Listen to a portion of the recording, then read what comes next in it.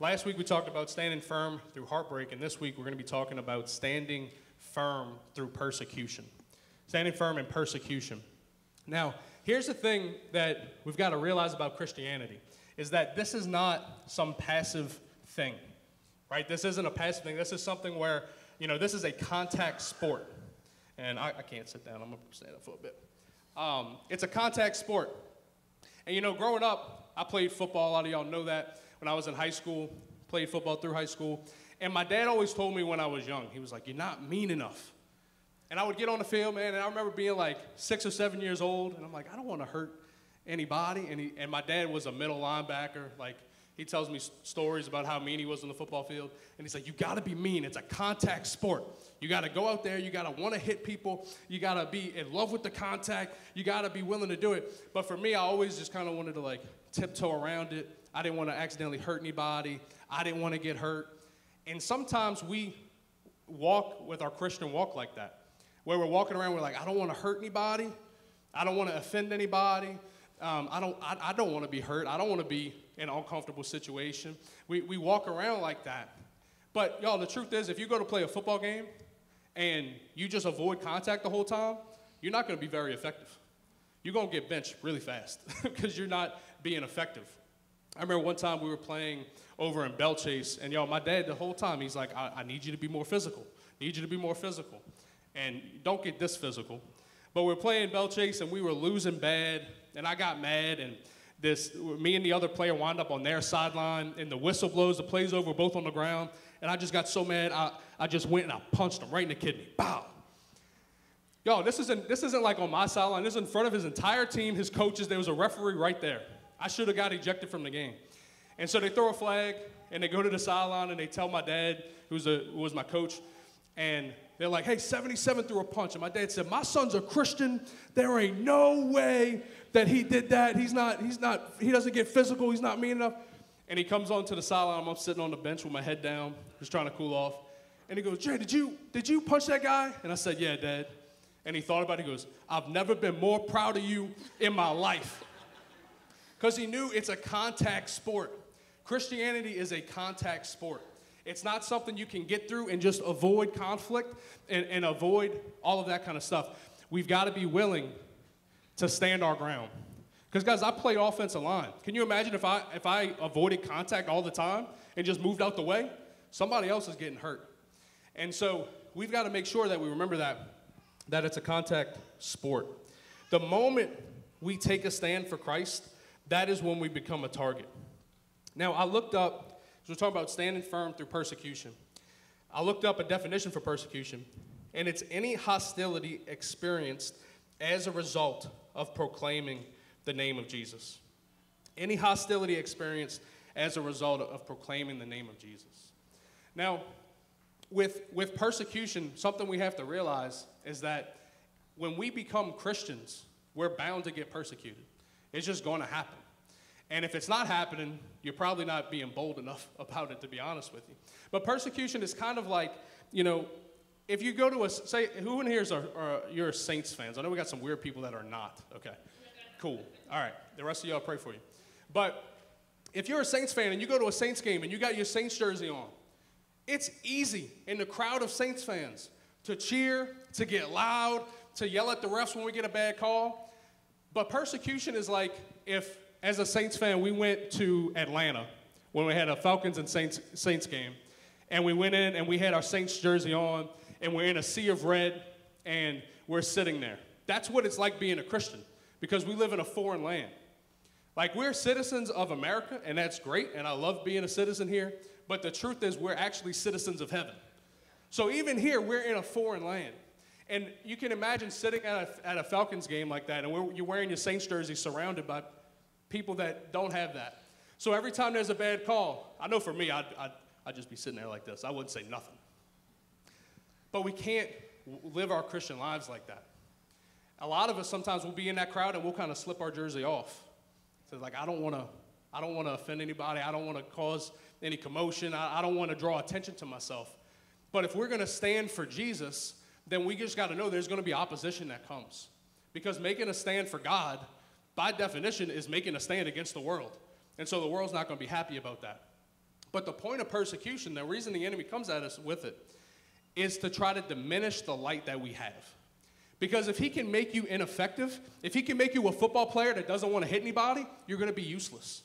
You're not going to be pushing forward the ball. You're not going to be advancing the team. If the enemy can get you on the bench, then he knows you're not going to affect anybody. So that's the point of persecution. Now, there's a story in the Bible that I think really lays this out of what persecution looks like. And it comes from Daniel. So we're going to go to Daniel 6, verse 3 through 5. And now here Daniel is living in a foreign land. He's done a lot of amazing things, so he's worked himself up among the ranks, even in this under this foreign nation. And it goes, Daniel 6, Daniel soon proved himself more capable than all the other administrators and high officers. Because of Daniel's great ability, the king made plans to place him over the entire empire. Then the other administrators and high officers began searching for some fault in the way Daniel was handling government affairs. But they couldn't find anything to criticize or condemn. He was faithful, always responsible, and completely trustworthy. So they concluded, our only chance of finding grounds for accusing Daniel will be in connection with the rules of his religion. Yo, that's an amazing thing about Daniel. His enemies literally tried to find something wrong with him, and they couldn't find anything. He was completely blameless. He had done everything right. And so I want you to understand something this morning, that when you get persecuted, when you face some type of opposition because of the name of Jesus, it's not that it doesn't mean that you're doing anything wrong. In fact, it means you're doing something right. Daniel had been doing everything right, but because he had a spirit of excellence about him, because he had this great character, it made the people around him uncomfortable. And they began to search for a way to shut him down in that. It means you're doing something right. But I want you to notice something in here. If we can go back up to verse 4. They couldn't find anything to criticize or condemn. Anytime someone is looking to persecute you, the first thing they're going to look for is a point or an example to call you a hypocrite. That's the first thing they're going to look for. So what does that mean for us? Don't give people any excuse to call you a hypocrite. Don't give them any ammunition. Because if they can point to one little thing. I was hanging out with some family over the weekend, and one of them brought up in 5th grade, he said, hey, you're a holy man, right? You remember in 5th grade when, 5th grade. Remember in 5th grade when you pranked me that night when I was sleeping? You repented of that? I said, actually, man, no, I'm not worried about it. I think I'm all right. I'm not going to repent about that. But literally I had to go back to 5th grade to try to find something to hold on to, right? If you're getting persecuted by coworkers, you got to make sure you're on time. You got to make sure you're the best worker there. You got to make sure you have amazing integrity, because they're going to find any reason to find something against you. So we got to have impeachable character when we're Christians, because persecution's going to come.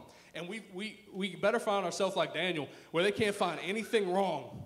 They can't find anything. If they're going to attack us, it's just got to be about Jesus, because there's nothing else they can go to or point to.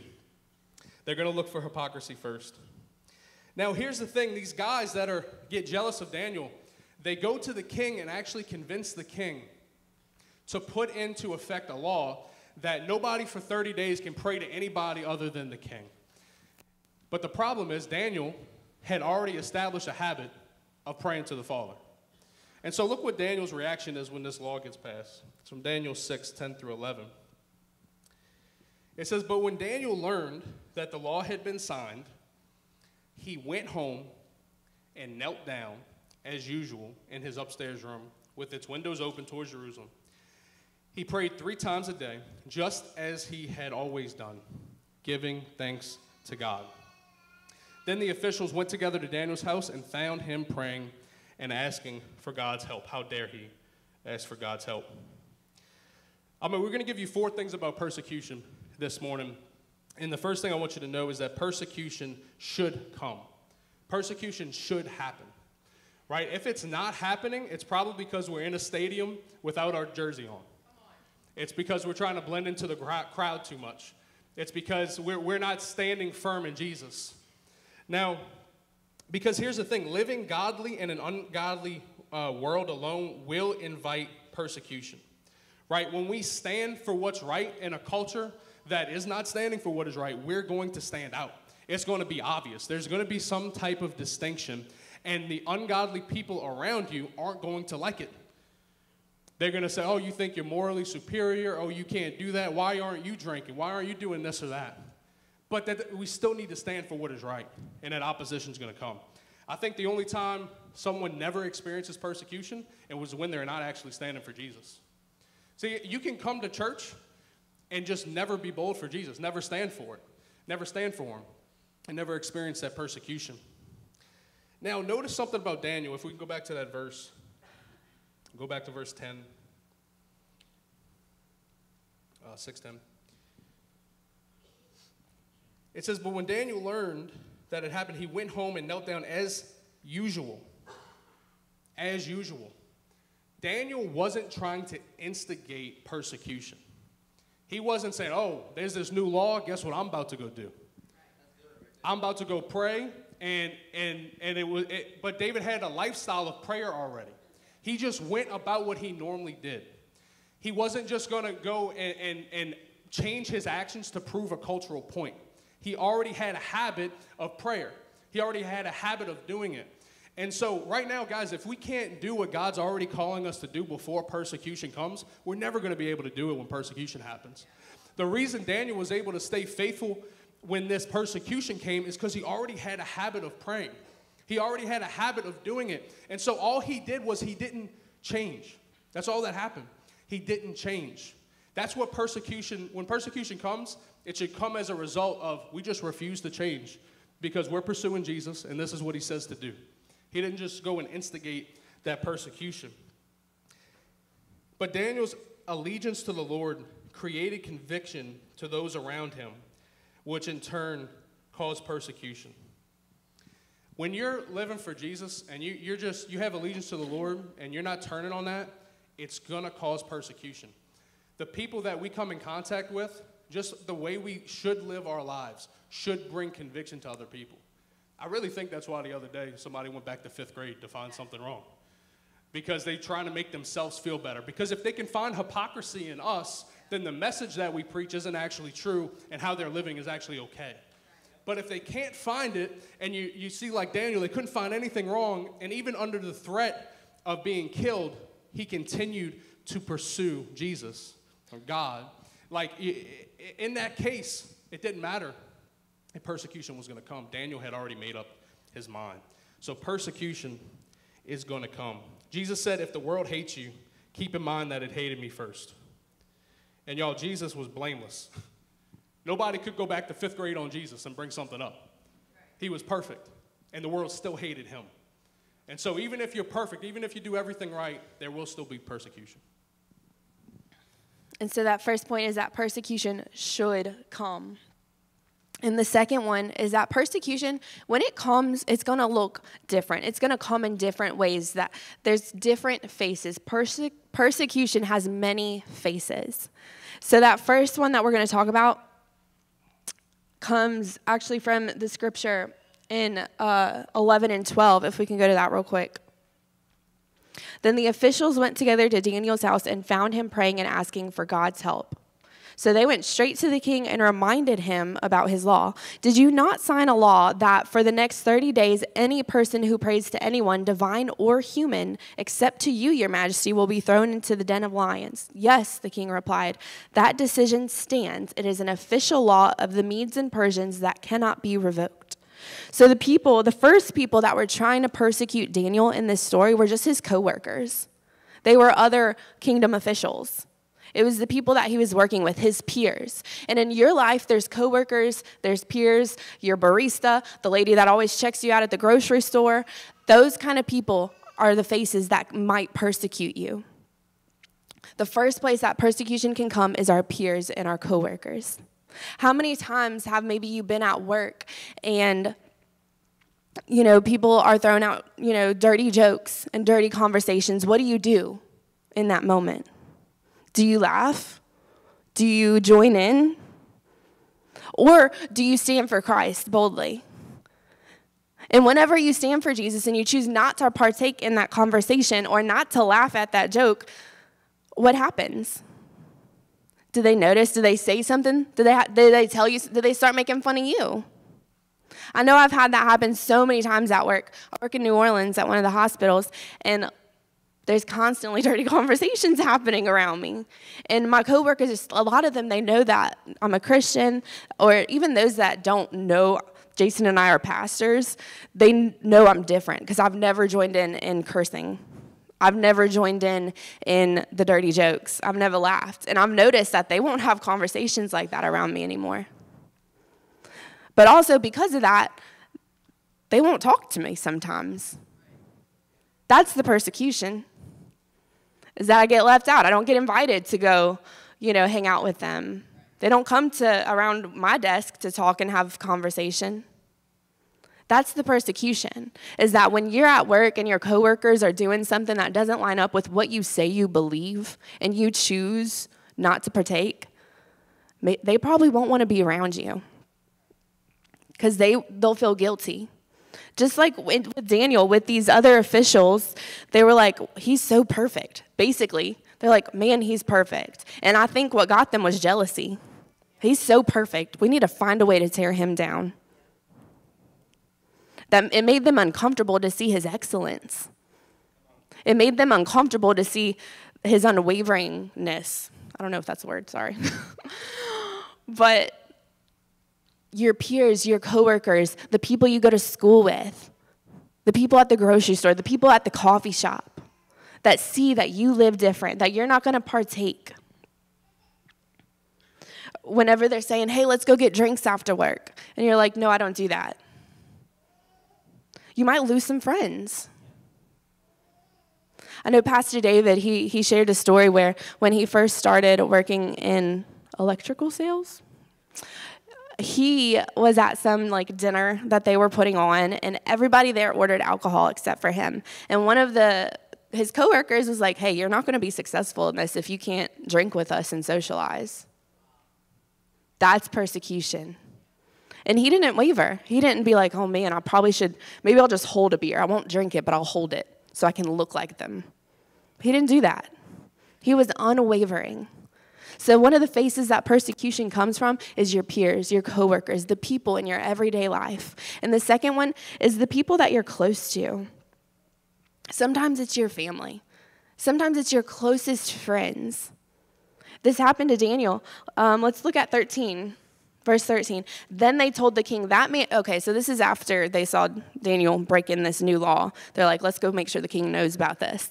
They told the king, that man Daniel, one of the captives from Judah, is ignoring you and your law. He still prays to his God 3 times a day.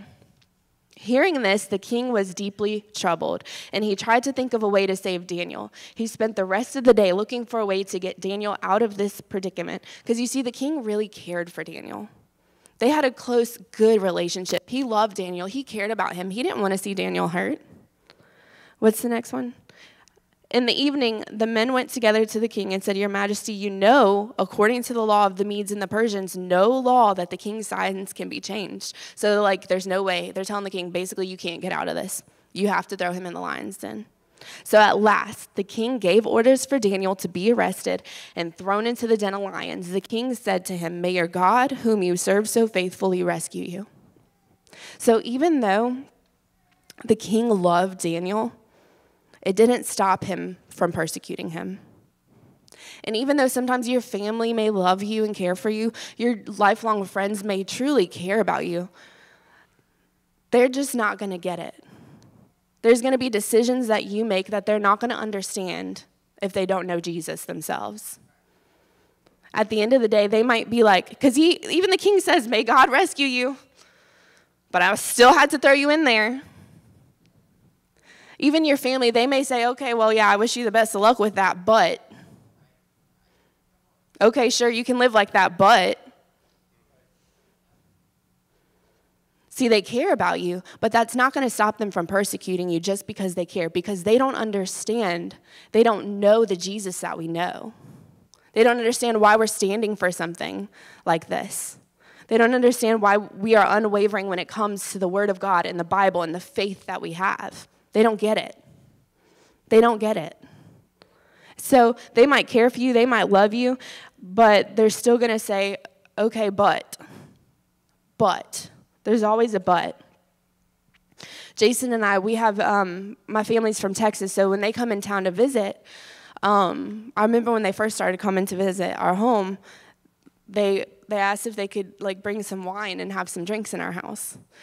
And we had to have a really awkward conversation because that's my mom and dad, right? Like they tell me what to do usually for most of my life. And now that I'm adult, they don't. But I was like, well, this is uncomfortable. And we had to talk about it. And Jason was actually the one that had to say it because my dad asked him. And he had to be like, well, actually, no, we're not comfortable with that. Let me tell you something. I did not want to say no. Part of me was like, it ain't going to hurt. But I had to do it. But we have something that we believe that we had to stand for. And although my family is respectful of that, they don't get it. They don't understand. They don't know why we do what we do, why we make the decisions that we make. And maybe there's people in your family that they don't understand the decisions that you make for your children. That they don't understand the decisions that you make to cover your marriage. Maybe there is boundaries that you've set that your family, they don't get it. But you've set it to protect you, to protect your family, to protect your children. And they may never understand that until they come to know the Lord. Because persecution has many faces. It can come from your peers. It can come from the people close to you, your family. And along with that is celebrating certain holidays. You know, when I first had kids, my parents are like, what are you dressing them as for Halloween? And I was like, well, we're not. We're actually not. Like, yeah, I love, like, they can dress up as princesses. You know, they do. They do. I took them to Disney World. They dressed as princesses. And that's super fun. There's nothing wrong with playing dress up. There's something wrong with celebrating Halloween, though. So I had to tell them, well, we're not actually dressing them up for that. And I had to stand on that, and I had to stand by that. And people will persecute you. You're not going to let them have fun with all their friends. You're going to make them miss out. You're going to make them be left out. Yeah, I am. Because we don't believe that. I can buy them their own candy. I'll buy them some candy. But we don't believe that a holiday that the enemy tries to use and manipulate for his own agenda should be supported by us. That doesn't mean we hide. We don't hide in our house on Halloween. We hang out with friends. But we're not supporting something that the devil is trying to do. We're not supporting the enemy's agenda. Same with Mardi Gras. Oh, it's just one of those family parades. It's innocent. It's a family parade. It's just the parish parade. No one's topless out there. Oh, I've never actually been to one of the parades, but so I've just heard. But yeah, we're gonna miss out on that too. Oh, the whole family's going? Not us. Sorry. We'll catch you for lunch or something. That's the persecution that you're gonna face from the people closest to you. And the third way that persecution comes is through the culture and society. And for Daniel, it talks about this in verse 17. A stone was brought and placed over the mouth of the den. The king sealed the stone with his own royal seal and the seals of his nobles so that no one could rescue Daniel. This was a standard that had been set by the king. And there are certain standards in our culture and in our society that just don't line up with the Bible. And there's different pressures that we may face. We look online and on social media, and we see, oh, well, they're living like that, so that's the standard. That's what I'm supposed to be doing. That mom does that for her kids, so I guess that's the standard. That's what I should be doing. Or that dad, he took his family on vacation 3 times last year, so I need to work all this overtime because I feel obligated now to live up to what they're doing. That's the persecution that comes in from society and from cultural standards where we're trying to put these standards on ourselves from what we see other people doing. And we're trying to live up to that standard and that culture and that expectation rather than the Bible. So persecution comes in many faces. Your peers, coworkers, your family, the people that are close to you, and also the culture and society. Yeah, one thing that, are Mike and Lauren here? I don't think they're here today. Oh, they're not in service. They're out there. Yeah, one of the things that they stand on that I think is really admirable is the idea of their family's going to take a Sabbath. So like on Sundays, our culture says you got to make every birthday party. You got to be involved in every single thing. For them on Sundays, if there's a birthday party, you're not going to see them there. Because for them, their family, they don't do screen time. They go home and they rest as a family on Sundays. But I think that's admirable. They're taking a stand that's countercultural. Because the culture says you got to be busy and involved in everything. But they're like, for our family, we're just not going to do that. And that's okay. And I bet there's people that get irritated that they don't go to their kid's birthday party. And they just don't care because it's their family. And so they're going to stand on something. That brings us to a third thing about persecution, is that persecution requires boldness. It does require boldness. See, Daniel had already made up in his mind, I believe that he had already made up in his mind that no matter what persecution came, he was going to pray to God. He was going to have that discipline, no matter what was going to happen. And so, guys, I think we need to make a decision now, not when persecution comes. We should already have our minds made up. When persecution comes, how am I going to react to it? How am I going to stand, or am I going to bow down? Because it's going to be much harder to make the decision when persecution does come than beforehand. Y'all, when my in-laws came to me and she was working, and they were like, "Hey, you mind if we drink a little?" And I was like, I don't want to tell my in-laws no about anything. But we had already made a decision of what we were going to do. So it was really easy. The decision had already been made. So decide. Decide now. Don't wait for persecution to come. Make a decision on are you going to stand or are you not going to stand? Are you going to stand firm or are you going to bow down and slip that jersey off to try to blend in? Because here's the thing, our boldness for Christ is a direct expression of our love for him. It's a direct expression of our love for him. I read that verse earlier during communion, that it wasn't that we love God, but that he loved us. How could I not be bold for a God like that? How can I be ashamed of a God that would love me like that would come down and die in my place for me? How could I not be bold for him? And y'all, we live in America. We're not under threat of being executed for our faith. We literally will slip that jersey off and not be bold for Jesus for the sake of not having an awkward conversation. It's not like we're even like somebody's going to execute us and they're like, make a decision. And so they're like, oh, I don't want to offend anybody. I want to fit in. How can I not be bold for him when he loves me that much? When we got engaged, I was a student at Loyola. I was 20 years old. And so everybody I went to school with, that was really weird to ever get married that young. And I remember in class, like, when I would tell the professor or whatever that I was getting married, people would ask me, wait, how old are you? And you could just see them, like, they kind of have side conversations about it, all kinds of stuff. But y'all, I didn't care because I was in love with her. I was bold about it. I didn't even think about it until I was preparing for this message that, oh yeah, I did receive some looks. But I was bold because I loved her. How can we not be bold for Jesus if we truly say that we love him? How can we not stand for him? How can we be ashamed of him or back down from him if he loves us that much? I remember one class where we were reading, it's probably the worst part of being an English major, is we had to read a bunch of Jane Austen novels, which is just... So we were reading through like Sense and Sensibility or some nonsense. And the professor is like, something in the book, I don't remember, I blocked it out, but was, a teenage girl falls in love with somebody, something like that. And they said, who in here is still in love with the person they loved when they were a teenager? And I said, I married her. And the professor goes, all right, class over, Jason won, we're done. But I was bold about it because I loved her.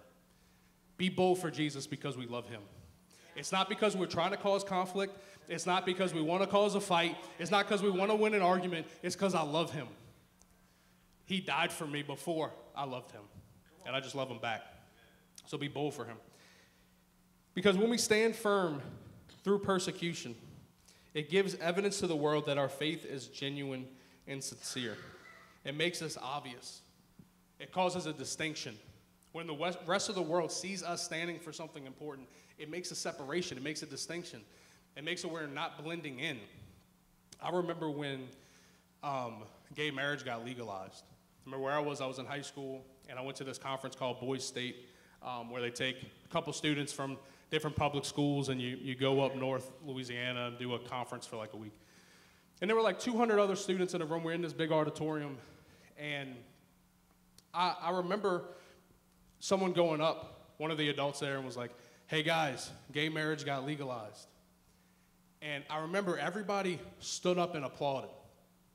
But for me, I know that that's not the biblical way God wants things done. And it's not that I don't love people in that lifestyle. I have family in that lifestyle. I have friends in that lifestyle. I love them to death. But I know that there's a path that seems right to a man that leads to destruction. And I was like, I can't stand for something that I know is going to hurt my neighbor. I know in the long run that's going to hurt them.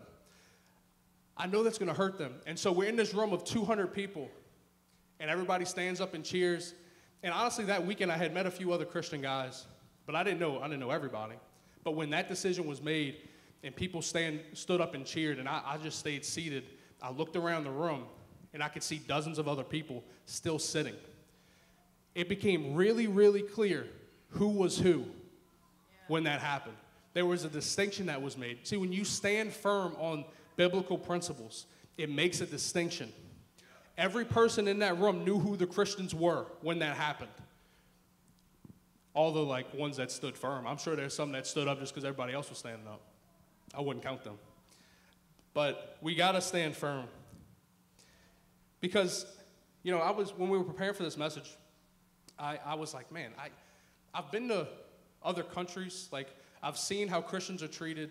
We did a mission trip to Guatemala, and I saw how, people are treated there. And we live in America. How can we talk about persecution when it's literally just, the worst thing I think will probably happen as a result of persecution for us is maybe we'll lose our job or we'll have an awkward conversation or something like that.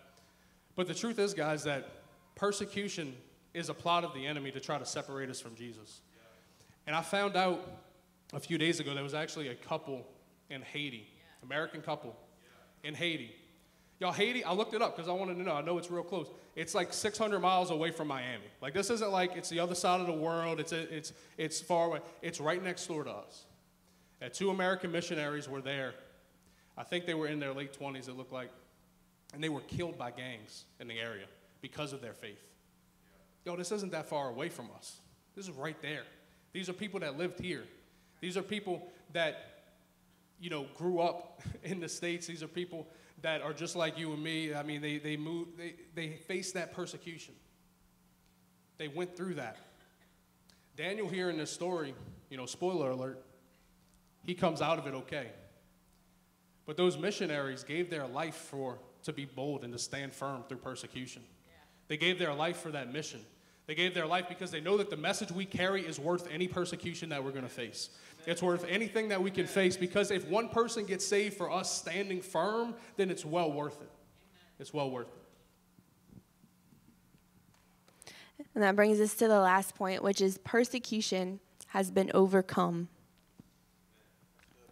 And we're going to read real quick what happens to Daniel in verses 20 to 23. When he got there, this is the king, so Daniel spends the night in the lion's den, and in the morning the king wakes up and he says, let me go check on him. So when the king got there, he called out in anguish, Daniel, servant of the living God, was your God whom you served so faithfully able to rescue you from the lions? Daniel answered, long live the king. My God sent his angel to shut the lions' mouths so that they would not hurt me. For I have been found innocent in his sight, and I have not wronged you, your majesty.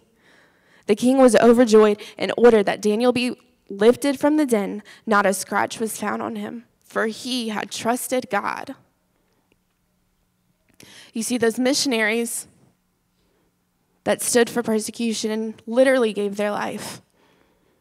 That sounds like a sad story, and it is sad for those that are still living. It's not sad for them because we serve an eternal God. Because right now, they're better off than they've ever been. They're in heaven where there's no pain, no sorrow, nothing to harm them, nothing to hurt them. They are in heaven in the presence of God. So whether he shuts the mouths of the lion and lifts you out without a scratch, or your life gets laid down, there's victory. Both are victorious. And that's because Jesus has overcome. And in John 16:33, he says, this is Jesus talking, I told you all this so that you may have peace in me. See, he doesn't want us to be afraid when the persecution comes. He wants us to have peace. Here on earth, you'll have trials and sorrow, but take heart. I have overcome the world. He tells us, take heart. You're going to face things. You're going to go through trials, but take heart. I've overcome it. And if I'm victorious, you are too. That's what Jesus is saying. If I'm victorious, you are too. So know that regardless of the persecution you face, regardless of the friends that you lose, the family that turns their back on you, he has overcome. Persecution has been overcome by Jesus. And not only are we victorious, but as Jason mentioned already, when we stand for what's right, people see it and they get to become overcomers too. If we never stand for Jesus, how will they know? How will the lost people know about Jesus? How will they know? We don't just do it for ourselves. We do it so that people can come to know the Lord, so they're not headed for that path of destruction anymore. When we stand for the Lord, when we face that persecution boldly, when we refuse to take off our jersey, people see it, and that is a witness to them. It's a testimony that if we're willing to give this up for God, that they might want to know him too. Who is this God that you're willing to live like that for? Who's this God that you're willing to miss out on things for? How else will they know if we don't stand up? How else will they know if we don't stop being silent? If we don't stop hiding? Like, oh, well, I don't actually participate, but you also don't condemn it. You're too afraid to openly say, I don't agree with that. And how will they know? Who's going to find out about God? Who's going to get saved because of your boldness? Who's going to get saved because of the persecution that you face without fear?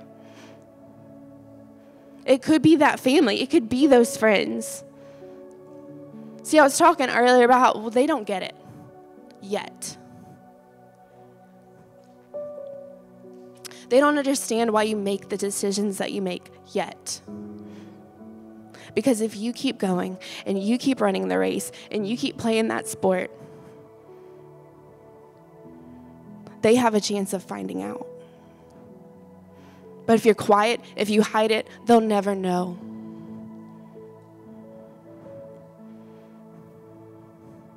We're overcomers because he overcame, and we're victorious because he was victorious. And this morning, I want to give you an opportunity. If we've been preaching this whole time, and you have found yourself like, well, I've never been persecuted. Nobody really even knows I'm a Christian. I don't know if I'm a Christian.